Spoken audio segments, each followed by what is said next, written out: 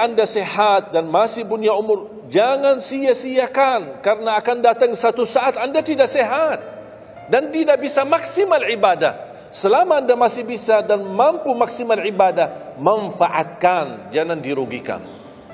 Akan datang satu saat Anda tidak bisa. Saat Anda berdiri, manfaatkan salat. Assalamualaikum warahmatullahi wabarakatuh.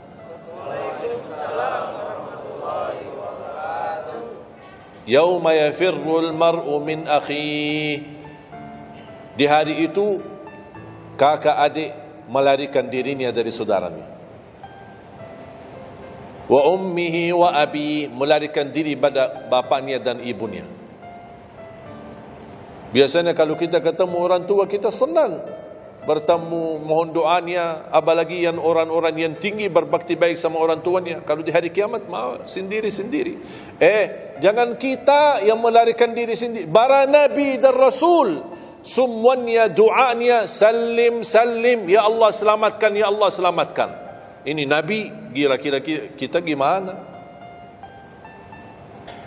Yauma yafirrul mar'u min akhihi wa ummihi wa abihi wa sahibatihi wa bani. Sampai dari istrinya pun dia melarikan diri. Mohon maaf, sendiri-sendiri, saya tidak bisa tolong kamu. Jangankan kita sama istri kita atau sama anak-anak kita. Rasulullah sallallahu alaihi wasallam pernah berkata sama Siti Fatimah, anaknya Nabi Muhammad, ittaqillah fa inni wallahi la ughni anki min Allahi syai'a. Hei anakku Fatimah, bertakwalah kepada Allah, karena aku tidak bisa membantu kamu nanti di kemudian hari. Sendiri-sendiri, salim salim, selamatkan ya Allah. Ini kesempatan. Sebelum kita menjadi na'udzubillah salah alamat daripada ke surga menjadi ke neraka, kita sekarang perbaiki kemana arahan kita, kemana jalan kita. Kita yang milih, tidak ada yang memaksa. Taat, Allah hanya menyuruh kita taat, tapi Allah tidak pernah maksa. Kira-kira kalau tidak salat dapat pukulan? Dapat pukulan? Ada yang memukul kita? Ada yang melemparkan kita dalam batu sampai bata kepala kita? Ada? Tidak ada. Taat, Allah menyuruh taat, tapi Allah tidak pernah maksa. Sama juga syaitan, menyuruh kita dosa maksiat, tapi syaitan tidak pernah maksa kita. Sebagaimana ayat tadi dibacakan, ayat surah Ibrahim ayat 22, syaitan berkata, aku tidak punya kuasa di atas kalian, tapi aku hanya menyuruh kalian terlalu cepat taati. Kata syaitan, terlalu cepat respon, aku hanya menyuruh. Da'autukum fastajabtum li, makanya sekarang jangan menyalahkan saya, tidak bisa bantu kalian dan kalian pun tidak bisa bantu aku. Kita dua-duanya dijerumuskan dalam neraka, na'udzubillah dzalik. Oleh karena itu, jamaah sekalian, kesempatan, mumpun masih kita umur, masih punya kesehatan, manfaatkan. Karena akan datang satu saat, sekarang bukan masalah umur, masalah sehat. Tiba-tiba bisa sakit, virus di mana-mana. Kemarin saya punya saudara saya baik-baik aja, tidur bangun sakit, sampai matanya, mukanya macam sakit. Tiba-tiba tidak bisa berbicara baik-baik, tidak bisa baca Al-Quran dengan baik, tidak bisa salat dengan baik. Ini kan mengganggu. Makanya Rasul mengingatkan, ketika Anda sehat dan masih punya umur, jangan sia-siakan, karena akan datang satu saat Anda tidak sehat dan tidak bisa maksimal ibadah. Selama Anda masih bisa dan mampu maksimal ibadah, manfaatkan, jangan dirugikan. Akan datang satu saat Anda tidak bisa. Saat Anda berdiri, manfaatkan salatmu saat berdiri. Besok akan datang satu saat Anda tidak bisa berdiri. Bahkan ada orang yang ingin sekali sujud, tapi dia bisa karena sakit lutut. Dia tidak bisa lipatkan kakinya, tidak bisa sujud. Betapa banyak orang yang merugi ketika dia sehat, dia tidak memanfaatkan dan menikmati ibadahnya. Yang kedua, doa azan. Setiap hari kita mendengar azan 5 kali. Sayang sekali banyak yang sibuk dengan handphonenya. Azan ini panggilan Allah.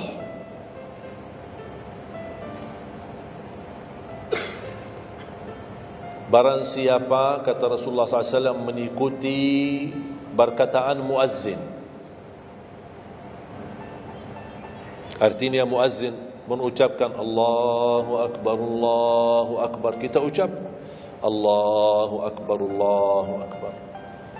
Asyhadu an la ilaha illallah, asyhadu an la ilaha illallah. Asyhadu anna Muhammadar Rasulullah, asyhadu anna Muhammadar Rasulullah. Habis asyhadu anna Muhammadar Rasulullah, kita berkata wa ana ashhadu an la ilaha illallah wahdahu la syarikalah wa anna Muhammadan abduhu wa rasuluh. Raditu billahi rabba wa bi Muhammadin nabiyya wa bil islami dina. Sebagaimana diriwayatkan Imam Muslim.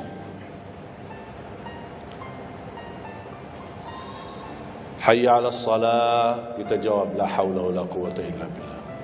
Apa hikmahnya di sini la haula wala quwwata illa billah? Ya Allah, kami tidak punya daya dan kekuatan untuk menghadiri panggilan-Mu kecuali dengan pertolongan-Mu ya Allah. Karena hayya 'alas salah butuh gerak. Bergerak, datang. Hayya 'alas salah, panggilan, hey, mari salat. Ya Allah, la haula wala quwwata illa billah. Ya Allah, kami tidak punya kemampuan menghadapi godaan dunia, menghadapi hawa nafsunya, menghadapi malas kecuali dengan kekuatan-Mu ya Allah. La haula wala quwwata illa billah. Meraih kemenangan, meraih kemuliaan, hayya 'alal falah. Ya Allah, kami tidak mampu meraih kemuliaan itu kecuali dengan kekuatan dan izin-Mu ya Allah. Allahu Akbar, kita ucapkan Allahu Akbar, Allahu Akbar. La ilaha illallah, kita ucapkan la ilaha illallah. Habis itu apa? Apa kata Rasulullah SAW di hadis yang diriwayatkan Imam Bukhari?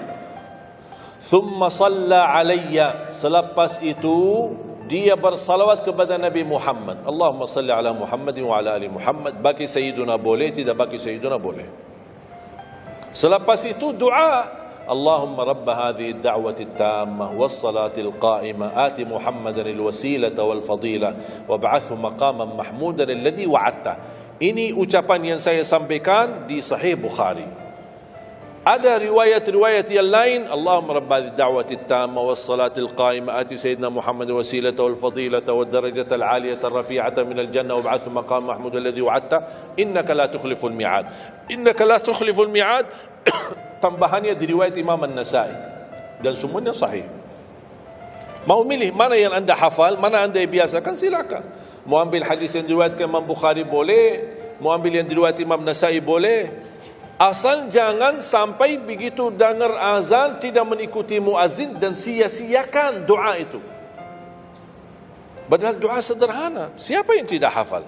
Setiap ditayangkan azan di TV selalu dibacakan Allahumma rabb hadhihi ad-da'wati at-tammah was-salati al-qa'imah.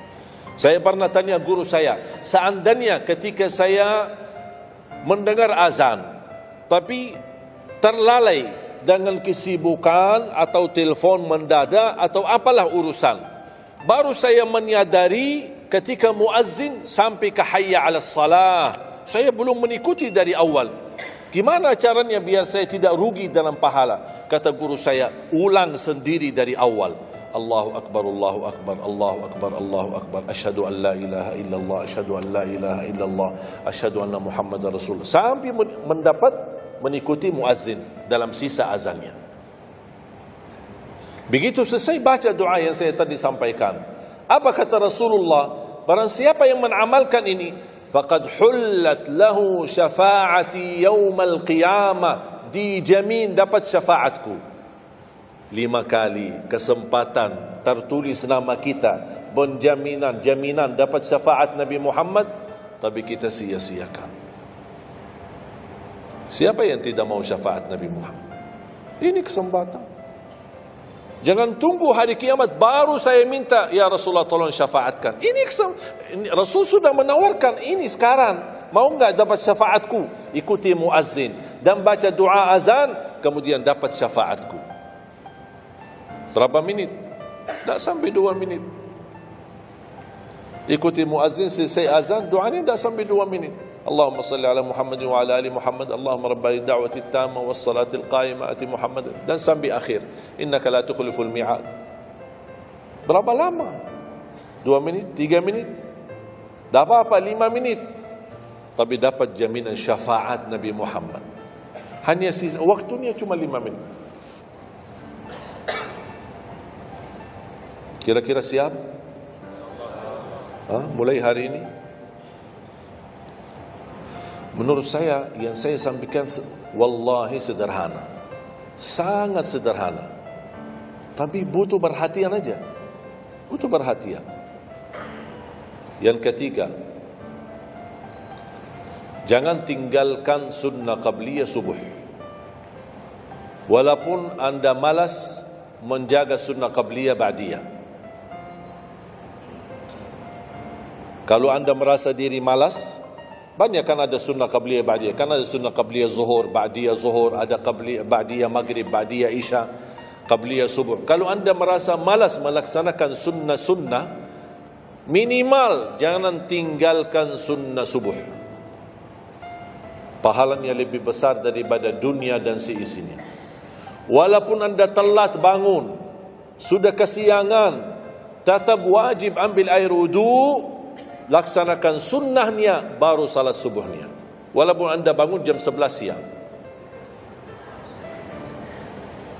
Tetap banyak orang karena ketiduran dan terlewat waktunya, dia tidak salat subuh. Terus ini hutang, wajib bayar.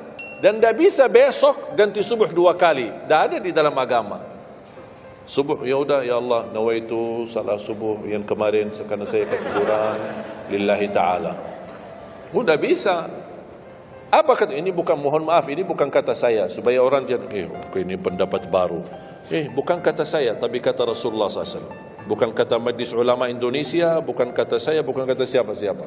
Kata Rasulullah SAW di hadis yang sahih, man nama an salatin aw nasiyaha falyusalliha mata dzakaraha la kaffarata laha illa dzalik. Ya Allah, terima kasih ya Rasulullah. Sepertinya Rasul sudah diberitahu umatnya bakal ketiduran banyak dari salat. Makanya sudah diberikan solusi. Seandainya ketiduran, ini juga kata Rasulullah, man nama an salatin, silahkan nanti anda pas pulang buka di Google, biar lihat sanad hadisnya ini. Oh, Syekh Ali kau bawain hadis yang dah benar. Silahkan. Tahu, kenal enggak Syekh Google? Syekh Google kenal? InsyaAllah semua ilmu dia tahu. Tinggal masukin aja. Barang siapa yang ketiduran dari salat, hadis, terus klik, dia keluar. Semua dasarnya apa itu dijelaskan. Semua. Mau bahasa Arab ada, mau bahasa Indonesia ada, mau bahasa Inggris pun ada. Syekh Google hebat. Man nama an salatin aw nasiyaha falyusalliha mata dzakaraha la kaffarata lahu illa dzalik. Barang siapa yang ketiduran, coba ketiduran. Tidur menurut ulama dianggap uzur. Pernah istri saya ketika saya keluar kota, dia hubungi dan dia bangun kesiangan, kira-kira jam 8. Dia telepon dan nangis. Kenapa nangis? Sakit? Enggak, ketiduran tadi subuh. Ya udah, ambil air wudu, salat subuh. Rasulullah aja pernah ketiduran dari salat subuh. Yang tidak boleh, jangan terlalu sering. Kalau sekali-kali karena sakit, terlalu lelah, capek, Allah maklumlah, kita manusia lemah. Tapi jangan setiap hari ketiduran. Ya Allah, maaf, ketiduran ya. Kira-kira di jam kantor, kalau setiap hari kita telat, alasannya, ya maaf bos, ketiduran. Besok lagi alasan yang sama, maaf ketiduran. Besok lagi alasan yang sama. Kira-kira gimana? Dipecat enggak? Dipecat. Malu kita, sama manusia aja tak berani kita dengan alasan yang sama, kita selalu itu aja. Masa sama Allah kita berani? Sekali-kali boleh uzur. capek, sakit, sekali-kali, tapi jangan terlalu sering. Ketika kita bangun, jam berapapun, wajib laksanakan. Karena kata Rasulullah, tidak ada kafara yang lain. Tidak ada kata ganti dengan uang, atau ganti dengan sedekah, atau ganti dengan, tidak bisa. Tunaikan. Falyusalliha, kata Rasulullah, falyusalliha, segerakan salat itu jam berapapun, walaupun kesiangan.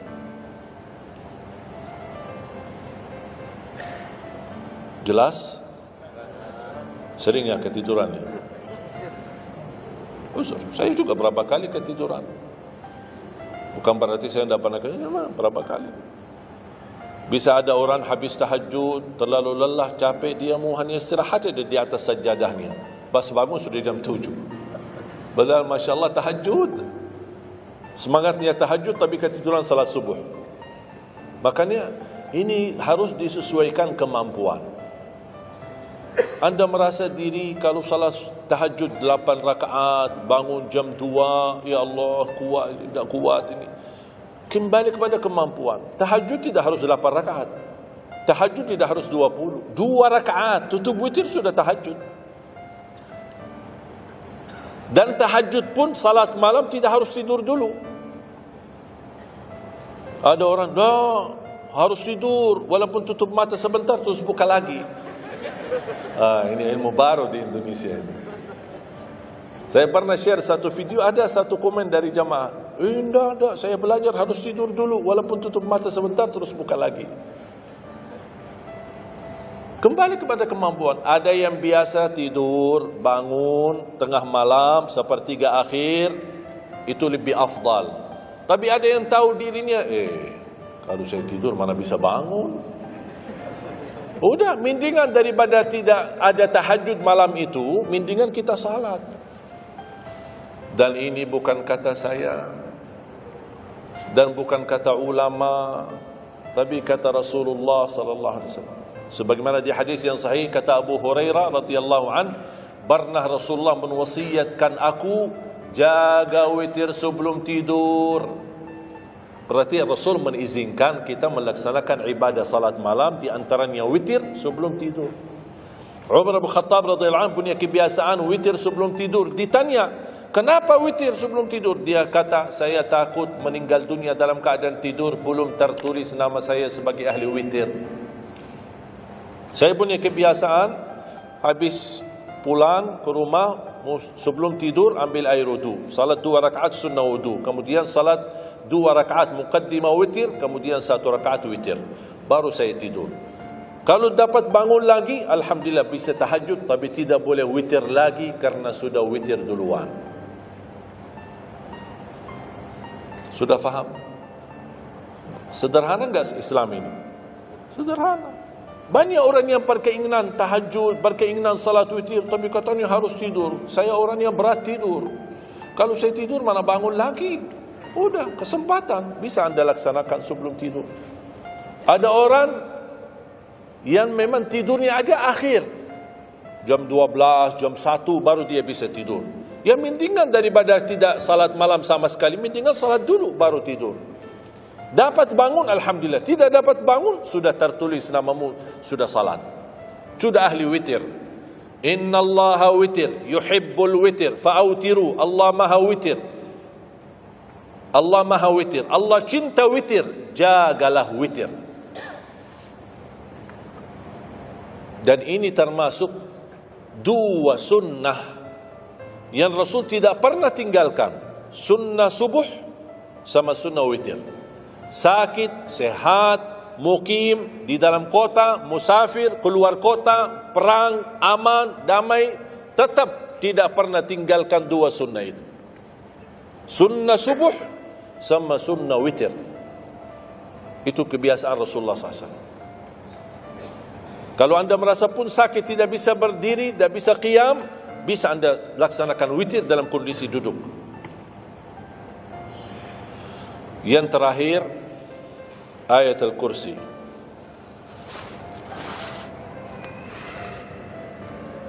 Jangan tinggalkan ayat al-kursi lepas salat.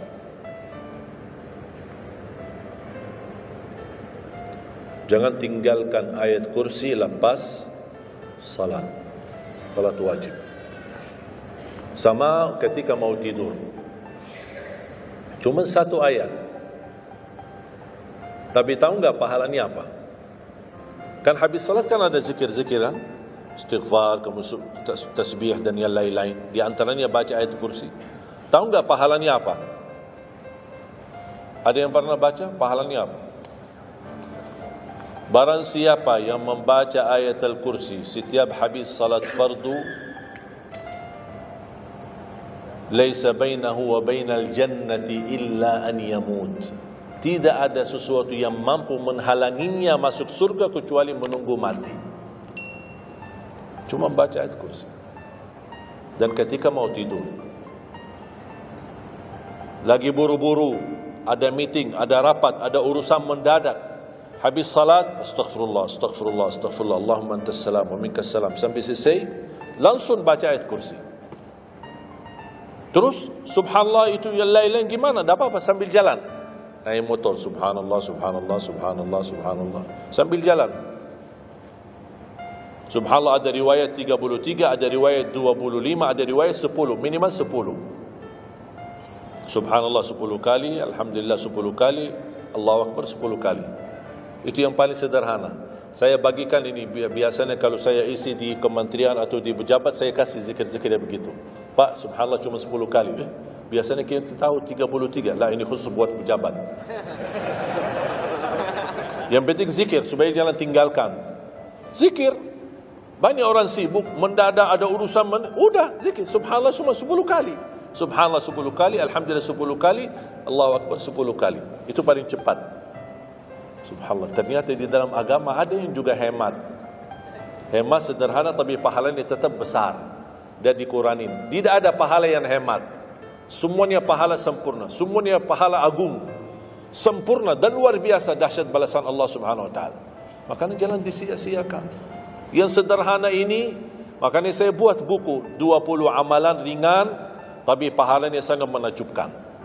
Karena selama saya di Indonesia, saya sudah tahu prinsip orang Indonesia. Orang Indonesia tidak suka yang ribet-ribet. Yang ribet-ribet tidak suka. Yang susah-susah tidak suka. Orang Indonesia mau mudah yang ingat, mudah dihafal, mudah diamalkan dan masuk surga. Itu orang Indonesia. Ya, jadi yang susah-susah, iya, gimana ini suruh baca 1000 kali? Iya, mana ada waktu 1000 kali? Baca ada sudah 100 kali, udah ngantuk. Saya kasih yang sederhana. Kenapa saya kasih? Karena kemampuan beda-beda. Ada yang tekadnya tinggi, kemampuannya luar biasa dahsyat, bisa ribuan kali dia berzikir, ya silakan. Tidak ada yang melarang kita berzikir, bebas, berapapun. Tapi ada yang malas. Udah. Jadi alhamdulillah di dalam ajaran Islam kita ada malas ya, ini pilihan malas. Makanya saya bikin 20 amalan. Dan ini buku 20 amalan ringan. Pahalanya sangat menakjubkan. Pahalanya sangat besar walaupun amalannya ringan. Mudah, sederhana. Dan buku ini hanya laku di Indonesia, tidak laku di Arab. Karena cocok dengan budaya Indonesia, saya sudah hafal. Dan sama dengan bacaan. Mohon maaf tadi kepanjangan Isya. Pas begitu saya ingat merindukan kota Madinah, suasana Madinah. Pas di rakaat yang kedua, ya Allah, ini saya di Indonesia ini. Makanya saya tidak jadi panjang rakaat kedua, biar lebih cepat. Karena memang budaya ini tidak bisa panjang-panjang, lama-lama tidak bisa. Kalau kulhu bisa dibagi 2, terima kasih. Kita lihat tarawih kan salah satu contoh tarawih. Walaupun 23 rakaat jumlahnya banyak, tapi ayatnya pendek. Al-Hakum qulhu, Al-Asr qulhu, Al-Humazah qulhu, itu ya kan? Ini budaya. Kita kan hormati budaya, harus belajar. Walaupun ada sekarang ada beberapa masjid yang panjang, ya kembali kepada kemampuan, tapi tidak boleh saling menyalahkan. Ada orang yang suka, enggak, saya mau yang qulhu qul. Ya udah sana, masih qulhu di sana, masih kita beda. Yang penting kita bisa jaga salat. Dan yang terbinting dalam salat ini adalah yang terjaga kekhusyuan.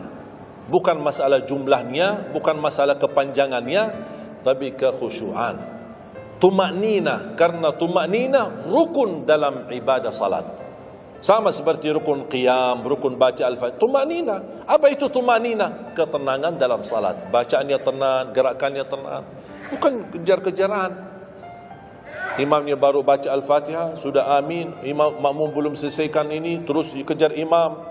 Imam Allahu Akbar, sami Allahu bihamdihi, Allahu Akbar, Allahu Akbar, Allahu Akbar. Imam makmum jadi kasihan. Kejar, dia tidak bisa baca. Makmum, wallahi makmum tidak bisa baca apa-apa.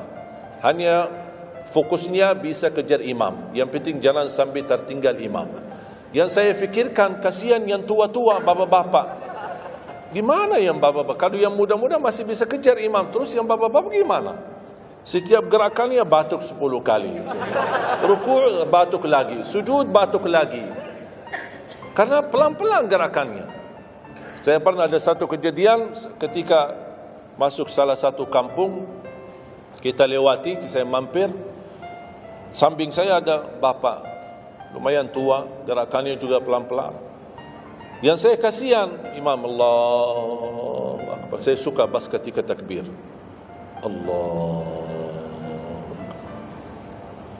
Bismillahirrahmanirrahim. Alhamdulillahirrahmanirrahim. Astagfirullahaladzim, saya kaget. Barusan enak, takbirnya enak kok. Bacaannya kenapa enggak? Ini pelan-pelan aja. Santai aja, santai. Walaupun baca satu ayat dua enggak, bukan masalah berapa banyak bacaannya. Yang penting kekhusyuan, tumakninah, karena rukun tumakninah. Allahu Akbar, sami Allahu bihamdihi. Saya lihat bapak ini di sebelah saya. Saya masih bisa kejar imam. Bapak ini enggak kejar-kejar. Imam sudah rukuk, bapak belum rukuk. Begitu imam sami Allahu bihamdihi, bapak enggak jadi rukuk, dia ikut sami Allahu bihamdihi. Astaghfirullahalazim. Bas sujud, kita sudah sujud 2 kali, bapak kan pelan-pelan sambil batuk. Terus dia turun sujud. Pas dalam kondisi sujud, kita sudah berdiri, bapak kan baru dia turun, dia berdiri lagi. Astaghfirullahaladzim. Pas di rakaat yang kedua, saya megang tangannya, Pak, kita pulang aja deh. Biar bapak salat di rumah. Kasihan bapak tidak bisa salat, tidak bisa rukun, tidak bisa sujud, tidak bisa apa-apa.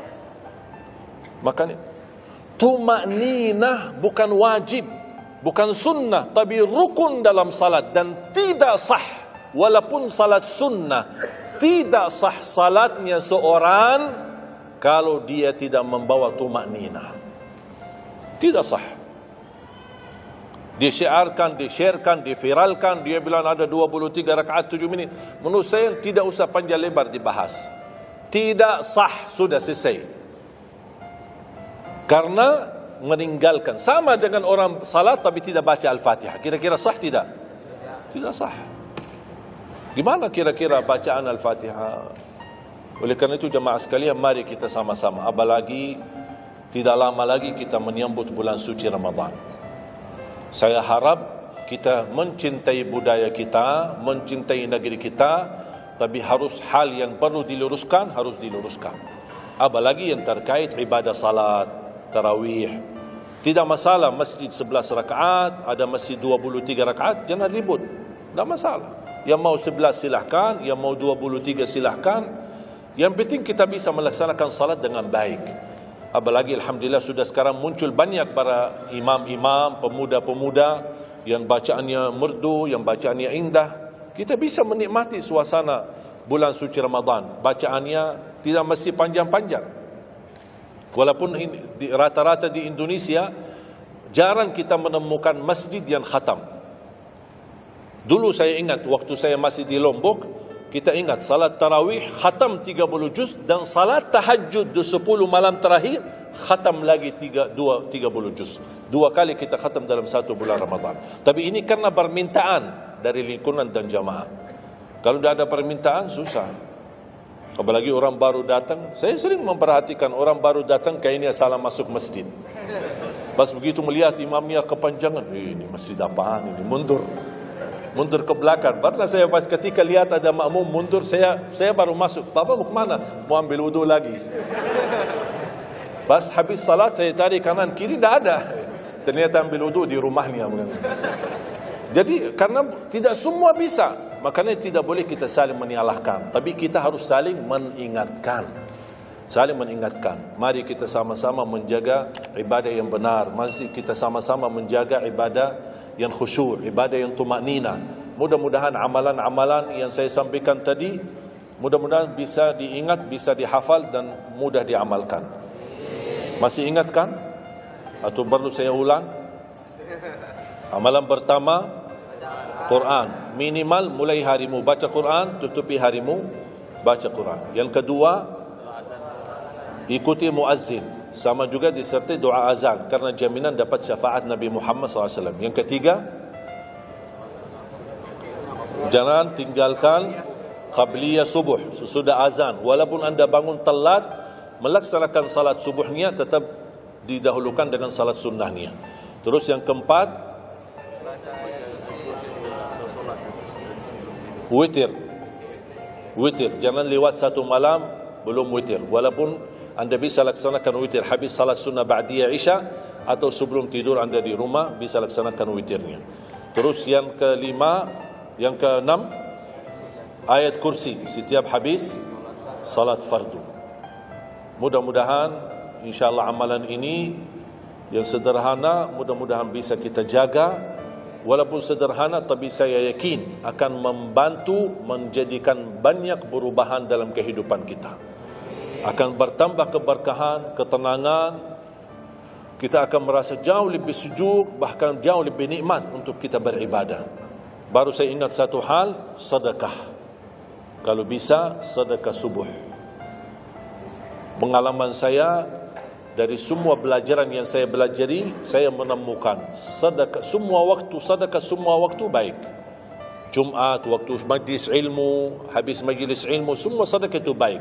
Tapi saya menemukan sedekah subuh itu yang paling baik, yang paling dahsyat, yang paling cepat terkabul hajat kita. Kenapa sedekah subuh dahsyat? Karena setiap waktu subuh Allah turunkan malaikat, tugasnya cuma satu, mendoakan orang yang berinfak di subuh hari. Tidak usah upaya dan susah cari orang miskin subuh hari. Mulai malam ini anda sediakan kota amal dalam rumahmu. Atau anda bisa pinjam seperti kota amal ini Darut Tauhid ya, dari ini bisa anda pinjam atau minta sama Darut Tauhid. Anda bisa simpan di rumah. Setiap habis subuh sebelum beraktivitas isi sedekah. Yang lebih dahsyat lagi, sedekah yang disertai doa. Karena wallahi terjamin doamu terkabul dengan wasilah sedekah subuh. Sakit, ya Allah, aku mohon dengan berkat sedekah ini sembuhkan penyakitku. Kalau orang tua yang sakit, doakan orang tua. Ya Allah, dengan berkat sedekah subuh ini sembuhkan orang tua saya. Mencari jodoh, mencari kerjaan, apapun masalah yang anda hadapi, masalah hutang, masalah apapun. Orang tua sudah meninggal, ya Allah aku mohon dengan berkat sedekah ini titipkan pahala sedekah ini untuk kedua orang tuaku. Apa saja, mau hafal Al-Quran, tapi kalau boleh saya usulkan, satu kali sedekah fokus satu hajat. Jangan sedekahnya koin tapi doanya sampai terbit matahari. Malu sama Allah. Kelamaan doanya, sampai malaikat tulis doanya, kelamaan. Banyak sekali doa. Satu kali doa, satu kali hajat, satu kali sedekah. Sesuaikan. Bukan Allah tidak bisa, Allah maha bisa menolong kita. Tapi kita malu, masa kita sedekah begitu saja, tapi kita minta panjang lebar. Ya, tolong disesuaikan. Tapi rutin, wallahi dahsyat. Antum insyaAllah akan merasakan sedekah subuh, subhanallah. Setiap jamaah yang saya sampaikan, termasuk ada keluarga yang sudah lama menikah, tidak punya keturunan, saya memberikan amalan ini. Suami istri masing-masing mengamalkan. Isi sedekahnya, ya Allah aku mohon dengan berkat sedekah ini karunialah kepada kami keturunan. 17 tahun mereka tidak punya keturunan. Alhamdulillah 6 bulan kemudian saya dapat berita gembira dari mereka, kabar baik, alhamdulillah istrinya positif hamil. Sedekah subuh luar biasa dahsyatnya. Sedikit tapi rutin. Sampai insyaAllah kita dipanggil oleh Allah, mudah-mudahan dalam keadaan husnul khatimah.